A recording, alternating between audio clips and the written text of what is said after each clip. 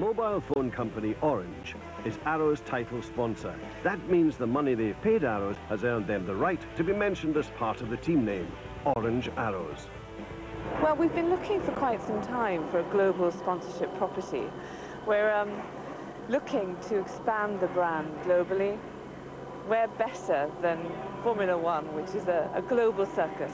This sponsorship doesn't come cheap. It will cost Orange over $100 million for a 3-year deal. I think we'll feel satisfied on a number of fronts when Orange is recognized as a global communications brand, and Formula One is a platform from which that can happen.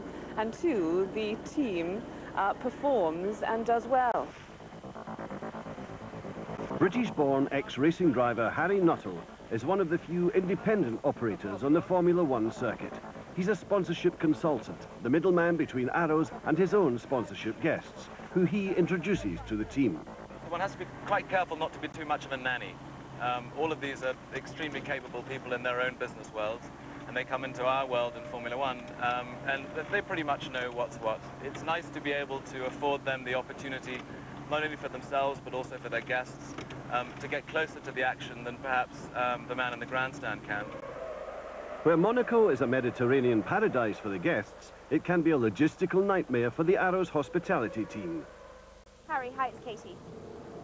I'm just ringing to let you know that we've actually got an extra tender now, so we're going to come over and get your guys straight away. You can plan and plan and plan, and then something falls out of the skies and changes everything. For example, today at Monaco, apparently they decided to put on another helicopter, which meant that all the helicopters were delayed. Harry has hit problems at the heliport. He's missing one of his VIP guests. Okay.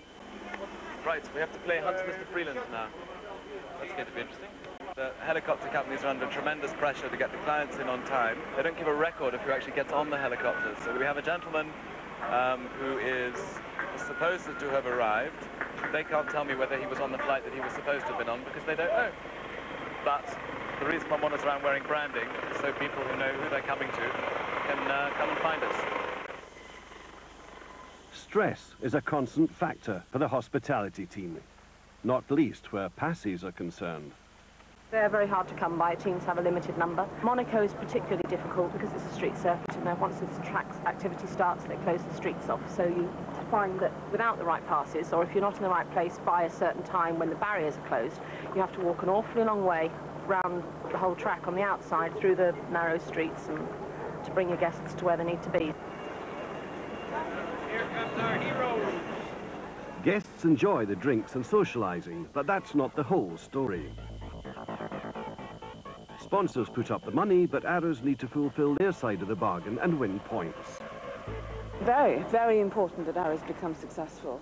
We're not in the business of, or I think anybody in the business of coming into Formula One for a short-term win is completely mad.